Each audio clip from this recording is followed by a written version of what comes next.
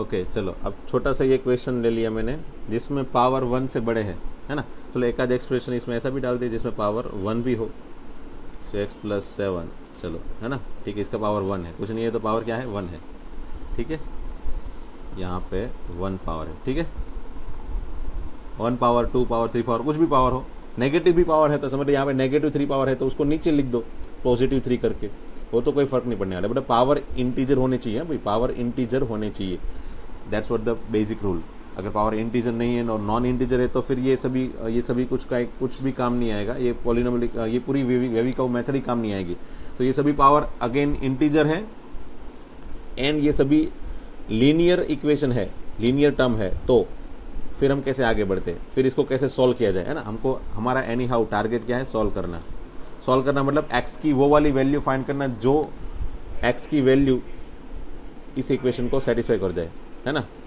तो चलो सबसे पहले मैंने क्या बताया था, चेक करो कि भाई कोई भी, अब फाइनल प्रोसीजर में क्या देखना है, सबसे पहले मुझे चेक करना है कि भाई कोई भी लीनियर टर्म हो उसमें एक्स का कोफिशिएंट नेगेटिव तो नहीं है ना, वो मुझे चेक करना है, वो मैंने आगे वाले क्वेश्चन में दिखा दिया है ना। उसके आगे दोनों क्वेश्चन में ऐसा था ही नहीं, इसलिए मैंने दिखाया नहीं, दिखाने की ज़रूरत ना पड़ी, या फिर रूल्स के अंदर दिखाने की ज़रूरत नहीं पड़ी। बट स्टेप 1 हमेशा ही वो होता है जिसमें पहले चेक करो जितने भी है तो वो सभी लीनियर टर्म है, हाँ है, ओके। फिर सेकंड स्टेप, एक्स के कोफिशिएंट सभी के पॉजिटिव है, तो यहाँ पे तो है। Third step is to find critical point, है ना। थर्ड स्टेप में क्या करना है, मुझे सभी क्रिटिकल पॉइंट फाइंड करने हैं।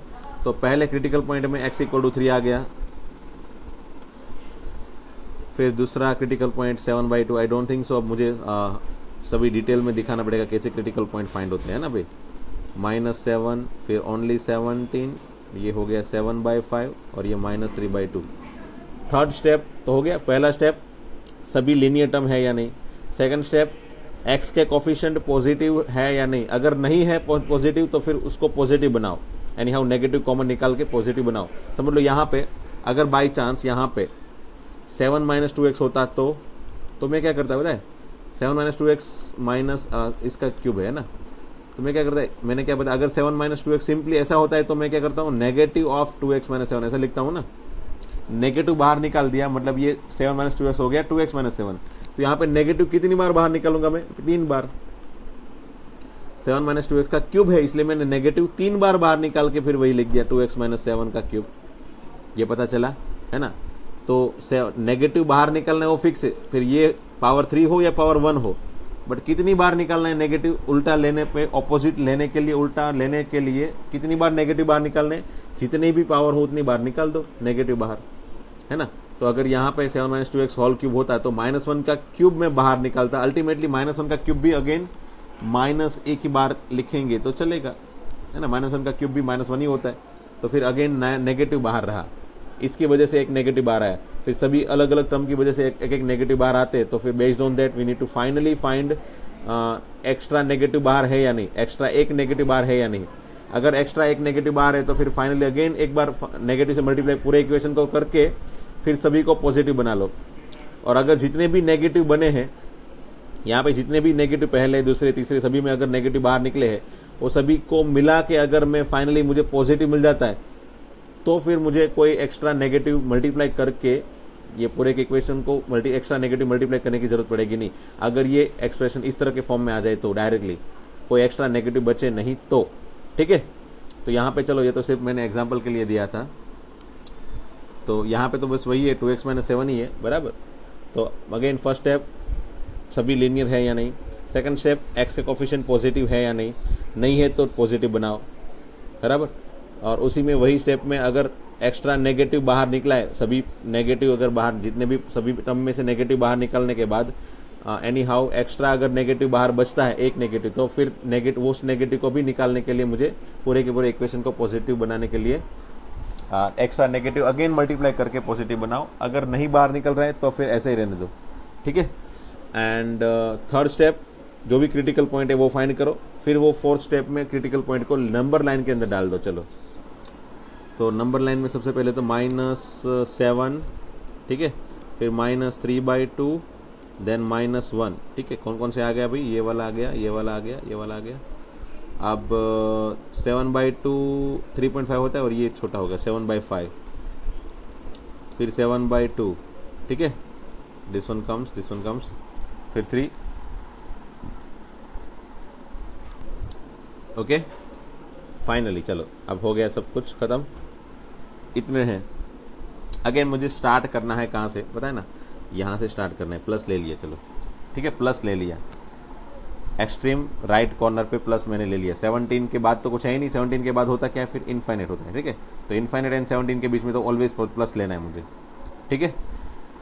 फिर मैं गया 17 के पास, कहाँ गया भाई, मैं 17 के पास गया, यहाँ पे प्लस ले लिया मैंने पहले, यहाँ पे प्लस ले लिया, फिर मैं गया 17 के पास।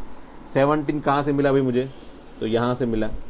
उस x-17 वाले लीनियर टर्म का पावर क्या है, तो इवन है। तो अगर इवन पावर है तो sign as it is, sign not change, ऐसा लिख देता हूँ, साइन नॉट चेंज, ठीक है। एंड अगर ओड पावर है तो साइन चेंज। बस इतना सा छोटा सा रूल्स है, इतना याद रख लोगे तो ये फाइनल वेविको मेथड का फाइनल रूल्स भी पता चल गया, आपको पता चल जाएगा, है ना। कौन सा, अगर इवन पावर है तो साइन डजंट चेंज, एंड अगर ओड पावर है तो साइन चेंज, ठीक है। तो चलो मैं देखते जा रहा हूँ इसमें सभी में। 17 के पास गया, x-17 देखा, x-17 का पावर देखा, वो इवन है तो साइन डजंट चेंज, है ना, साइन डजंट चेंज। तो प्लस का प्लस, आगे जो है ना वही मैंने रिपीट कर लिया, बस साइन डजंट चेंज मतलब आगे जो है वही रिपीट किया, ठीक है। फिर गया मैं किसके पास, 3 के पास, फिर गया मैं 3 के पास। 3 के पास मतलब कहाँ से 3 की मिला, हाँ x-3 से ना, x-3 = 0 होता है तब x = 3 होता है ना, क्रिटिकल पॉइंट ये है x = 3, ठीक है। x = 3, यहाँ ये 3 वाला, ये 3 है ना, x = 3 यहाँ से मिला है भाई, वो याद रखना। कभी कभी क्या होता है पता है, x-3 और x+3 दोनों रहते हैं इस इक्वेशन में, तो x+3 ले लेते, ये 3 को देख के x+3 की पावर को चेक कर लेते, है ना। x+3 से ये 3 नहीं मिला है, x-3 से मुझे ये 3 मिला है, क्योंकि x-3 को 0 बनाने के बाद x-3 को मैं अगर 0 बनाता हूँ तो x-3 = 0 तब x = 3 मिलता है भाई, है ना। और x+3 = 0 लिखने के बाद x = -3 मिलता है। मतलब यहाँ पे +3 है तो यहाँ पे -3 होना चाहिए, -3 वाले एक्सप्रेशन में जाना है, और यहाँ पे -3 है तो x+3 वाले एक्सप्रेशन में जाना है मुझे, ठीक है। तो वैसे यहाँ पे तो कोई दिक्कत है नहीं, x-3 मतलब 3 वाला तो एक ही टर्म था, इसीलिए प्रॉब्लम नहीं होगा। बट x-3 x+3 दोनों जब रहते हैं, मतलब x-a x+a दोनों रहता है, तब वहाँ पे वो लोग दिक्कत कर लेते हैं। उसके पावर यहाँ पे +a है तो x+a का पावर देख लेते हैं, बट यहाँ पे +a मतलब यहाँ पे +a है तो x-a का पावर चेक करना भाई। तो यहाँ पे +3 है तो x-3 का पावर क्या है, ओड। अगर ओड पावर है तो साइन, ओड पावर के लिए साइन चेंज। तो पहले प्लस थी तो वो हो गई नेगेटिव। साइन चेंज का मतलब क्या होता है, जो आगे है उससे साइन चेंज हो गई, ठीक है। अब गया मैं 7/2 के पास, 7/2 के पास गया। 7/2 कहाँ से मिला भाई, तो ये 2x-7 से मिला। पावर क्या है, ऑड, है ना, ऑड। ऑड पावर है तो क्या लेना है, साइन चेंज। साइन चेंज मतलब ये पहले नेगेटिव था तो यहाँ पे हो गया पॉजिटिव, ठीक है, पॉजिटिव। नेगेटिव का पॉजिटिव, पॉजिटिव का नेगेटिव, ठीक है। फिर 7/5 के पास गया। 7/5 कहाँ पे भाई, यहाँ से मिला। उसका पावर भी क्या है, ऑड। अगेन ऑड पावर है तो मैंने क्या किया, साइन चेंज कर ली। प्लस है तो फिर माइनस कर लिया, ठीक है, चलो अच्छी बात है। फिर मैं गया, माइनस हो गया। फिर मैं गया -1 के पास। -1 कहाँ से मिला भाई, x+1 से। उसका पावर क्या है, इवन है। अगर पावर इवन है तो फिर साइन एज इट इज, या फिर साइन डजंट चेंज। तो आगे क्या है, नेगेटिव, तो यहाँ पे भी नेगेटिव, खत्म। फिर कहाँ पे पहुंचे हम, -3/2 के पास। कहाँ से मिला मुझे, यहाँ से। अगेन पावर देखा, क्या है, इवन है। इवन पावर है तो साइन डजंट चेंज। तो -3/2 के पास गए, तब पावर देखा तो इवन है, तो यहाँ से आगे बढ़ने पे, वो वाले पॉइंट पे आगे बढ़ने पे साइन डजंट चेंज। तो माइनस का माइनस एज इट इज, है ना, आगे जो है वही साइन आएगी। फिर मैं गया -7 के पास। -7 मतलब क्या है, ये x+7। उसका पावर क्या है, 1 है। 1 मतलब एक्चुअल में तो वो ऑड ही होगा ना, तो ऑड पावर है, इसलिए क्या है, ऑड पावर के लिए साइन चेंज। तो मैंने क्या किया, माइनस का साइन चेंज करके प्लस कर दिया, ठीक है। तो बस इसी तरीके से साइन चेंज होती जाएगी। इवन एंड ऑड पावर को बेस रखते हुए एंड देन आफ्टर जो भी साइन मिले उसके बेस से हमको आंसर लिखने हैं। तो देखो यहाँ पे ग्रेटर देन 0 है, तो ग्रेटर देन 0 मतलब पॉजिटिव वाले लेने हैं, पॉजिटिव वाले लेने हैं मतलब x बिलोंग्स टू, मेरा आंसर क्या होगा भाई, तो पहले तो माइनस इनफाइनाइट से पहला आंसर है ना। पॉजिटिव वाले कौन कौन से भाई, यहाँ पे पॉजिटिव है, यहाँ पे पॉजिटिव है और यहाँ पे पॉजिटिव है, ठीक है। तो मेरा आंसर हो गया x belongs to minus infinite to -7 union 7/5 से लेके 7/2 तक यूनियन 3 से लेके 17 तक, है ना, ठीक है। और अगर ये मैंने आंसर बनाया किसका, ये पूरे के पूरे एक्सप्रेशन ग्रेटर देन 0 का, है ना, पूरे का पूरा एक्सप्रेशन ग्रेटर देन 0 का, ये पूरा एक्सप्रेशन जो है उसका ग्रेटर देन 0 का आंसर। अगर लेस देन 0 होता तो, अगर यहाँ पे लेस देन 0 होता तो लेस देन 0 होता तो मैं नेगेटिव वाला आंसर लेता। तो नेगेटिव वाला आंसर कौन कौन सा है भाई, तो x बिलोंग्स टू है नेगेटिव वाला -7 से लेके माइनस, अब कोई बंदा क्या सोचता है पता है, कोई बंदा सोचेगा सर ये -7 से लेके -3/2 से -1, फिर -1 से 7/5, तो ये पूरे के पूरे में सभी में नेगेटिव है। तो एक काम करते हैं ना सर, -7 से लेके -7 से लेके 7/5 पूरा का पूरा ये यहाँ से लेके यहाँ तक साथ में ही ले लेते हैं, क्योंकि ये तीनों के तीनों में नेगेटिव है। तो फिर क्या दिक्कत होगी, कुछ दिक्कत नहीं होनी चाहिए ना, बट है दिक्कत है। वो दिक्कत क्या है पता है, -7 से लेके -3/2, तो ये थे -3/2 है ना, वो पॉइंट पे दिक्कत है। ये पॉइंट तो हमको नहीं लेना है। क्यों नहीं लेना है, क्योंकि मैंने क्या बताया था, जब भी लेस देन या फिर ग्रेटर देन हो तब ओपन इंटरवल लेने हैं, मतलब ये पर्टिकुलरली पॉइंट नहीं लेने हैं। ये जो पॉइंट है ना 7/5, 7/2, 3, 17, वो तो लेना ही नहीं है।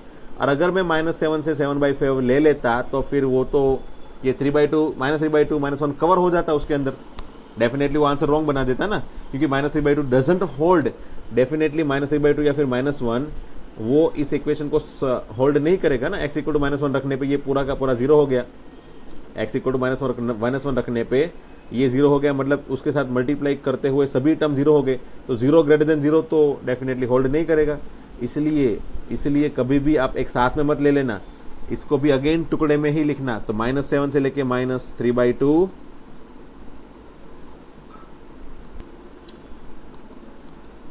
यूनियन -3/2 से -1 यूनियन -1 से 7/5, ठीक है, फिर यूनियन इस तरफ 7/2 से 3 तक, फिर कुछ नहीं, चलो हो गया, बस इतना ही आंसर है, ठीक है।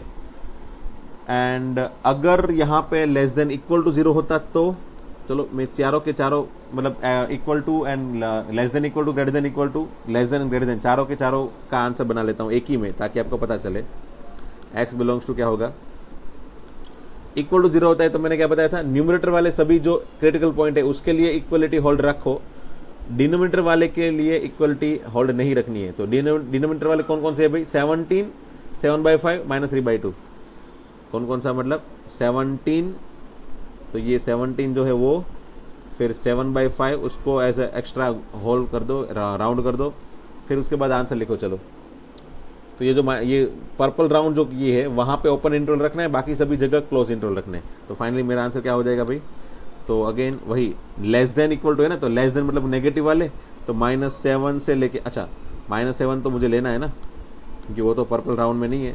फिर -3/2 नहीं लेना है, तो उसको ओपन इंटरवल यूनियन -3/2 से लेके -1 तक।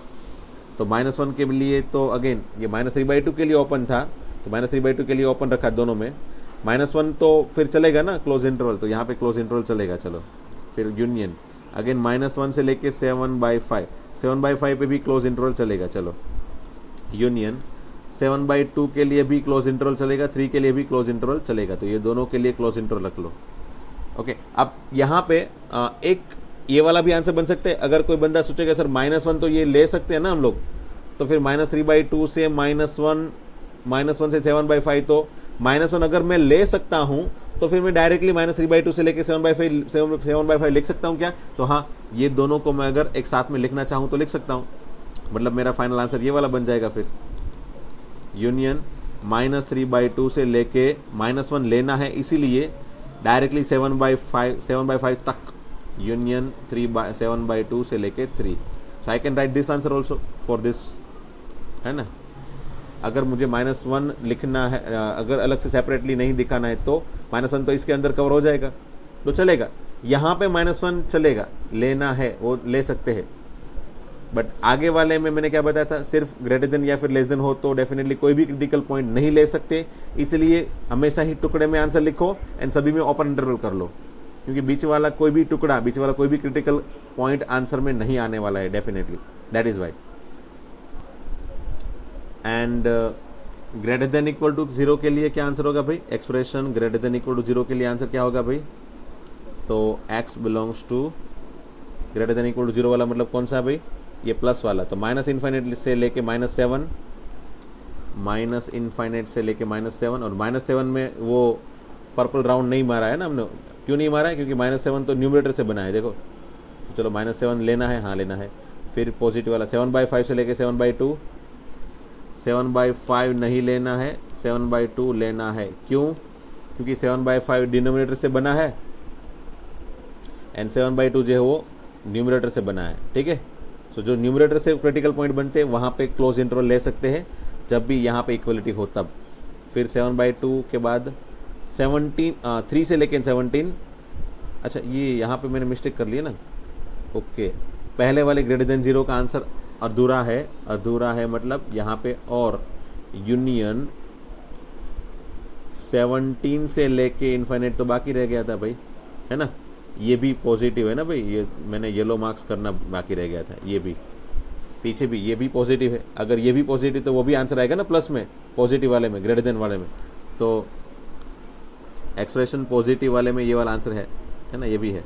तो हाँ, अपना आंसर यहाँ पे पहुँचे थे हम लोग 7/2 तक, ओके। 7/2 से फिर आगे 7/5 से 7/2 तक है, उसके बाद आगे 3 से लेके 17 से लेके इन्फाइनाइट। जब भी एक साथ में पॉजिटिव दिखाई देते हो, जैसे यहाँ पे इक्वलिटी है और एक साथ में पॉजिटिव या फिर नेगेटिव व्हाटएवर चीज़ें दिखाई दे, तो क्या करो कि अब चेक करो, हमको तो वैसे ये 17 लेना ही नहीं है ऐसा सोच के हम 3 से लेके 17 और 17 से लेके इन्फाइनाइट वही सोचते, बट एक बार सोच लो कि 17 लेना है क्या, तो 17 ले सकते हैं क्या, तो हाँ 17 ले सकते हैं, 17 नहीं ले सकते भाई, 17 नहीं ले सकते, डिनोमिनेटर से बना, इसलिए मुझे टुकड़े में ही लिखना पड़ेगा। सो आंसर 3 से लेके 17 एंड 17 से इन्फाइनाइट, तो 3 से लेके 17 एंड 17 से इन्फाइनाइट, ठीक है। 17 नहीं लेना है बट 3 तो लेना था भाई, 3 तो लेना था, तो 3 क्योंकि न्यूमरेटर से बना है ना 3, हाँ तो 3 तो लेना था, तो 3 के पास क्लोज इंटरवल, 17 के पास ओपन, अगेन 17 के पास ओपन से लेके इन्फाइनाइट ओपन तक, तो ये हो गया आंसर। ये मैंने चारों के चारों आंसर बना दिए greater than, greater than equal to के बराबर। And I don't think so कि अभी ये वेविको मेथड में कोई रूल्स बाकी रहे हो, है ना। ये एक क्वेश्चन, लास्ट वाला क्वेश्चन अगर परफेक्टली पता चल गया हो तो आपको डेफिनेटली कोई दिक्कत नहीं होगी, हर एक तरह के क्वेश्चन आप सोल्व कर सकते हो। अब वापस एक बार याद करो, ये वाला क्वेश्चन हमने स्टार्टिंग में लिया था, है ना। अब ये वाला क्वेश्चन है तो मतलब समझ लो यहाँ पे x-2, मैंने क्या बताया था, अगर लीनियर नहीं है तो उसको लीनियर बना लो, अगर ये दोनों, ये कोई क्वाड्रेटिक हो या फिर कोई पॉलिनोमियल इक्वेशन हो तो पहले लीनियर बना दो, फिर वेविकोव मेथड अप्लाई करनी है तो सिंपल, पहले नंबर लाइन बना दो, हाँ पहले मैंने वही स्टेप बताए थे, वही पहले लीनियर बनाओ first step, second step x के कोफिशिएंट पॉजिटिव है वो चेक करो, third step critical point find करो, वो यहाँ पे हो गए 2 and 1, मतलब 1 and 2, fourth step x-1 x-2 जो भी लीनियर टर्म है उसके कोई पावर है या नहीं, पावर में 1 से सिवा और कुछ है क्या, नहीं, 1 से सिवा और कुछ है क्या, नहीं, तो नहीं है, तो बस नहीं है तो डायरेक्टली आप प्लस माइनस प्लस दे सकते हो। अब याद करो, ये भी मैं क्यों दे रहा हूँ पता है, वही रूल्स है, एक्चुअल में रूल्स वही है। सबसे पहले मैंने स्टार्ट किया प्लस से, फिर देखा मैं कहाँ गया, किसके पास गया, 2 के पास, 2 कहाँ से बना, x-2 से, उसका पावर क्या है, 1 है, 1 मतलब क्या पावर है, ओड, और ओड पावर के लिए क्या होगा, साइन चेंज, अभी बताया मैंने ना, साइन चेंज, ओड पावर के लिए क्या होगा, साइन चेंज, तो ओड पावर की साइन चेंज है, ओड पावर के लिए साइन चेंज होगी, तो यहाँ पे प्लस से क्या ले लेता हूँ मैं, माइनस ले लेता हूँ। अगेन मैं गया 1 के पास, 1 कहाँ से बना, x-1 से, उसका पावर क्या है, 1, मतलब ओड पावर है, तो ओड पावर है तो साइन चेंज, तो 1 से भी मैं आगे बढ़ूंगा तो माइनस का क्या लेना है, प्लस लेना है, इसलिए मैंने ये दोनों जब भी क्वेश्चन करवाए थे ना, तब मैंने सभी में ऊपर नीचे सभी में लीनियर वाले टर्म ही रहे ऐसे वाले क्वेश्चन दिए थे, और वहां पे मैंने डायरेक्टली बता दिया था ताकि हर बार आपको ये पर्टिकुलर पॉइंट के पास जाना ना पड़े, है ना। जैसे यहाँ पे प्लस से स्टार्ट किया, फिर 15 के पास गए, पावर क्या है ऑड, तो फिर प्लस का माइनस किया, फिर 7 के पास गए, 7 यहाँ से बना, उसका पावर क्या है x माइनस 7 से 7 बन रहा है ना। देखो यहाँ पे दिक्कत हो जाएगी, वरना अगर पावर अलग अलग होते तो दिक्कत हो जाती, पावर तो सिमिलरली है, सिमिलरली है तो फिर दिक्कत नहीं भी होगी। अगर आप बाई चांस अगर मिस इंटरप्रिटेट करते हो तो ये 7 कहाँ से बना है, तो अगर ये 7 यहाँ से बना है, ऐसा मिस इंटरप्रिटेट करके अगेन इसका पावर भी यहाँ पे ले लोगे तो चल जाएगा, क्योंकि दोनों के पावर सिमिलर है इसलिए। बट अगर पावर अलग अलग होते तो दिक्कत हो जाती है ना, मिस इंटरप्रिटेशन में दिक्कत हो जाती। ये 7 कहाँ से बना है, तो x माइनस 7 से, वही रखना है। तो 7 x माइनस 7 से बना है, उसका पावर 1, तो साइन चेंज, माइनस का प्लस, फिर 2 के पास गए, यहाँ पे पहुँचे, फिर 2 का x माइनस 2 का पावर ऑड है तो साइन अगेन चेंज, तो प्लस से हो गया माइनस, अगेन माइनस का प्लस, प्लस का माइनस, उसी तरह से चलेगा हमेशा ही। अगर सभी के पावर ऑड है, 1 1 1 है, तो definitely plus minus plus minus plus minus चलते जाना है। जैसे यहाँ पे भी सभी के पावर 1 है, मतलब सभी के पावर ऑड है, तो प्लस फिर माइनस फिर प्लस फिर माइनस, साइन चेंज करती जानी है आगे बढ़ते हुए। इसलिए मैंने याद रखवाने के लिए आपको पहले ही बोल दिया था, और मैक्सिमम 80% क्वेश्चन ऐसे ही होंगे जिसमें पावर हमेशा ही ऑड या फिर 1 होगा, मोस्टली पावर 1 वाले ही क्वेश्चन होंगे। इसलिए आपकी आदत अगर परफेक्टली पड़ गई है कि भाई प्लस माइनस ले लो तो कोई दिक्कत नहीं होती है। बट एग्जैक्ट रूल्स ये है, एग्जैक्ट रूल ये है कि अगर पावर ऑड है तो साइन चेंज, अगर पावर इवन है तो साइन डजंट चेंज। और वो एग्जैक्ट रूल्स भी याद रखने हैं ताकि कभी भी दिक्कत ना हो, है ना। क्योंकि जब भी एक आध दो एक्सप्रेशन ऐसे मिल जाए, लीनियर एक्सप्रेशन जिसमें पावर इवन आ जाए, बड़े बड़े पावर आ जाए, और अगर हमको यह रूल्स पता नहीं है, अगर ये रूल्स पता नहीं है, तो फिर वो डेफिनेटली हम वेविको मेथड से क्वेश्चन का आंसर नहीं बना सकते। तो फिर चलो, ये वाले क्वेश्चन में तुमने आंसर बना दिया था। कौन सा लेना है, नेगेटिव, तो x की वैल्यू क्या हो गई भाई, x की वैल्यू हो गई 1 से लेके 2 तक, है ना। तो यही लेना है, देखो 1 से लेके 2 तक, और यही हमारा आंसर बना था वहाँ पे, है ना, यही आंसर बना था देखो। और ये आंसर मैंने बनाया था तब मैंने इतना डिटेल में समझाया था कि भाई पहले 1 लो फिर 2 लो, इसके अंदर रखते जाओ, चेक करो, होल्ड करो, वैल्यू हो रही है कि नहीं हो रही है सेट, फिर 2 से बड़ी वैल्यू लो, इसमें होल्ड कर रही है नहीं कर रही है वो चेक करो, फिर बाद में 1 से लेके 2 तक की बीच वाली कोई वैल्यू है वो यहाँ पे लेके चेक किया, तो वो सभी वैल्यू यहाँ पे होल्ड कर गई, इसलिए मैंने यहाँ पे बोल दिया कि आंसर ये वाला होगा। बट उसमें भी क्या होता है कि कॉन्फिडेंस जनरेट नहीं होता ना, क्या होता है हम हर एक वैल्यू को, आर की, रियल नंबर की हर एक वैल्यू को तो चेक नहीं कर सकते, तो फिर स्टूडेंट के माइंड में क्या होता है, दिक्कत होती है, हमेशा कन्फ्यूजन रहता है कि सर कौन कौन सी वैल्यू चेक करें, कितनी वैल्यू चेक करें। वो तो हमेशा ही इतनी सारी वैल्यू है कि हम लोग अगर 5-10 वैल्यू चेक भी कर ले तो भी माइंड के अंदर ये तो कन्फ्यूजन रहता ही है कि चलो सर मैंने तो ये 1 ले ली, 2 ले ली, 1.5 ले लिया, 2.5 ले लिया, 3 ले ली, इस तरफ -1 ले ली, -2 ले ली, -1.5 -0.5 वो वाली वैल्यू ले ली, बट मैंने तो 10 के लिए तो चेक ही नहीं किया। तो फिर वहाँ पे क्या होगा, 51, 55, 1000, 1 लाख, इस तरफ नेगेटिव में भी बहुत सारी वैल्यू, उसके लिए क्या बिहेवियर होगा, ये एक्सप्रेशन अगर आंसर सेटिस्फाई कर रहा है कि नहीं कर रहा है वो तो पता ही नहीं चल रहा है ना। वो वहाँ पे कन्फ्यूज़न बहुत ज़्यादा होता है, इसीलिए मैं वैल्यू रख के चेक करने वाली मेथड नहीं बता रहा हूँ आपको। वेविको अप्लाई करके डेफिनेटली 1 सेकंड में जो रूल्स है वो अप्लाई कर दो, 1 सेकंड में मतलब वो 5 सेकंड जो 10 सेकंड है, वहाँ से आपको तुरंत विथ कॉन्फिडेंस आंसर मिल जाएगा, ठीक है। तो फाइनली मैं वेविको मेथड का जो बेसिक रूल्स है वो मैंने आपको बता दिया यहाँ पे, है ना। अब वेविको क्यों है उसका एक रीज़न ये है कि एक्चुअल में ये कव से ये है ना, ये सभी एक्सप्रेशन है ना, ये सभी एक्सप्रेशन यहाँ पे कव के फॉर्म में एक्चुअल में वो लोग लेते हैं। यहाँ पे है ना ये लोग जो ये ऊपर प्लस से स्टार्ट किया, फिर अगेन यहाँ पे प्लस से स्टार्ट किया, फिर अगेन प्लस पे चले गए, वापस प्लस पे चले गए, फिर नेगेटिव है तो नीचे जाता है वो कव, फिर अगेन 7/2 से अगेन पॉइंट, वो 7/2 से पास होके वो कव वापस प्लस में चला गया, वापस 7/5 पे पहुंचा, नेगेटिव आ रहा है नीचे पहुंचा, -1 के पास, -1 से अगेन वापस नीचे ही चला जाएगा, -3/2 के पास गया, वापस नीचे चला गया, -7/2 से वापस ऊपर चला गया, इस तरह से चलता ही जाएगा, फिर वो कव इस तरह से चलता ही जाएगा। तो ये एक्चुअल में इस पर्टिकुलर वे से हम ग्राफ भी बना सकते हैं ना, ये इसका ग्राफ भी हो गया ऐसा समझ लो, है ना। 17 जो है वहाँ से ऊपर से आया, फिर नीचे चला गया, फिर नीचे नहीं गया, ऑब्वियसली नीचे नहीं गया, वहाँ से टच होके फिर वापस ऊपर गया और 3 के पास गया और 3 से फिर नीचे चला गया ग्राफ, ठीक है। फिर 7/2 के पास वापस ऊपर आया, फिर नीचे आया, वो सब इस तरह से ये ग्राफ की पैटर्न बन गई है ना। तो ये ग्राफ की जो पैटर्न है ना, वही हमको एक्चुअल में यहाँ पे प्लस माइनस का बिहेवियर समझने में हेल्प कर रही है। इसलिए वो वेवी कर्व मेथड नाम उसको देने में कोई दिक्कत नहीं है। वो वेवी कर्व से हमने ये पूरा की पूरी चीज़ हमने डिफाइन की है, इसीलिए इसका नाम ने वेवी कर्व दे दिया। बट वो वेवी कर्व ऐसे ग्राफ बनाने वाली पैटर्न जो है ना, वो हम डायरेक्टली समझाने जाएंगे तो फिर आप लोग को पहले से ही दिक्कत हो जाएगी। ये क्या है कर्व, ऐसे कर्व कैसे बनाए, ये वो इस तरह के रूल्स दिमाग के अंदर बैठते नहीं है जनरली स्टूडेंट के, है ना। इसलिए हम लोग क्या करते हैं कि ये क्वेश्चंस को कैसे सॉल्व किया जाता है वो दिखाते हैं। और फाइनली मैंने इसलिए नाम दे दिया कि भाई वेवी कर्व नाम क्यों दिया है और उसका यूज़ यहाँ पे क्यों है ना। उसका यूज़ क्या है, वेवी कर्व की पैटर्न, ये सभी जो एक्सप्रेशन है ना, ये सभी पॉलिनोमियल इक्वेशन ऊपर नीचे या फिर रेशनल टर्म ऊपर एंड नीचे दोनों में पॉलिनोमियल हो, तब उसके ग्राफ हमेशा ही ये कर्व में आते हैं, ऊपर नीचे कर्व में आते हैं।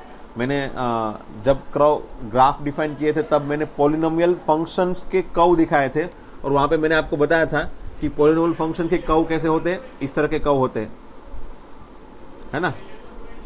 इस तरह की पैटर्न में कर्व होते हैं। डिपेंड्स कितने पावर हो उतनी ये सब ढलान होती है। जितने पावर समझ लो, यहाँ पे एक ढलान ऊपर नीचे 1 2 3 4, तो जितनी ढलान ऊपर नीचे है उससे एक पावर ज़्यादा, मतलब ये 5 पावर वाला इक्वेशन है। फिर ये वाला भी 1 2 3 4, ये भी 5 पावर वाला ये है ना। तो ये कितना है 1 2 3 4 5 6, तो ये 6 पावर वाला एक्सप्रेशन है। तो ये 7 पावर वाला एक्सप्रेशन इसमें होगा।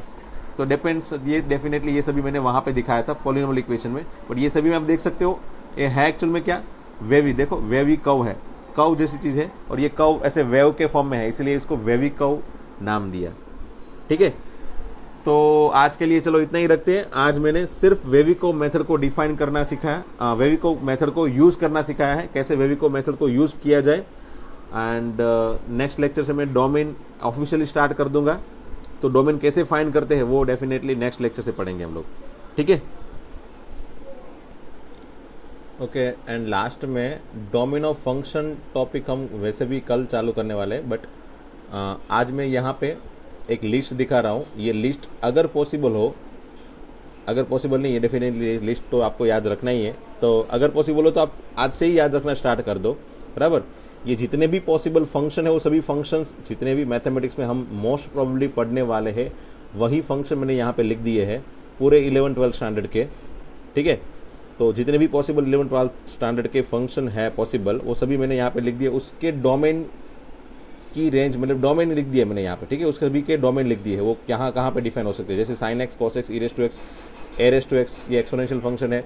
Modulus x, tan inverse, cot inverse, ये बॉक्स x आपको पता है मैक्सिमम इंटीजर फंक्शन या फिर ग्रेटेस्ट इंटीजर फंक्शन GIF, ये सिग्नम फंक्शन, ये करली ब्रैकेट अभी आपको पता नहीं है, बट डेफिनेटली मैं इसके बारे में बताऊंगा आपको बाद में।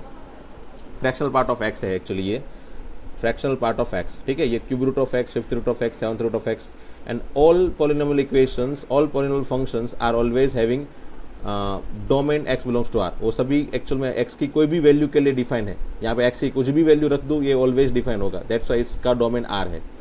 फिर tan x and sec x का डोमेन यहाँ पे लिखा है r - 2k + 1/2। ये आपको अभी फिलहाल याद रख लेना है। डेफिनेटली ट्रिग्नोमेट्री चैप्टर पढ़ाऊंगा तब आपको ये tan x, sec x, cot x, cosec x, सब यूनिवर्स की ये सभी के डोमेन कैसे बने हैं वो सब डेफिनेटली वहाँ पे बता दूंगा मैं, बराबर। अभी फिलहाल याद रख लो tan x, sec x, cot x, cosec x, ये सभी के डोमेन अभी याद रख लो, बराबर। अब यहाँ से ये 4th, 5th and 6th mostly questions को सॉल्व करने के लिए है 1 बाय एक्सप्रेशन। अब एक्सप्रेशन मतलब क्या होता है, ये सभी कुछ एक्सप्रेशन है, बराबर। ये एक्सप्रेशन मतलब ये कोई भी एक्सप्रेशन होगा, तो ये मतलब इस पॉलिनोमियल इक्वेशन में से या फिर इस सभी में से कोई भी एक्सप्रेशन यहाँ पे अंदर है, तो मुझे कैसे डील करना है, तो उस तरह के एक्स लेने हैं जहाँ पे ये एक्सप्रेशन 0 ना हो, है ना। वो वाले एक्स जहाँ पे ये एक्सप्रेशन 0 ना हो।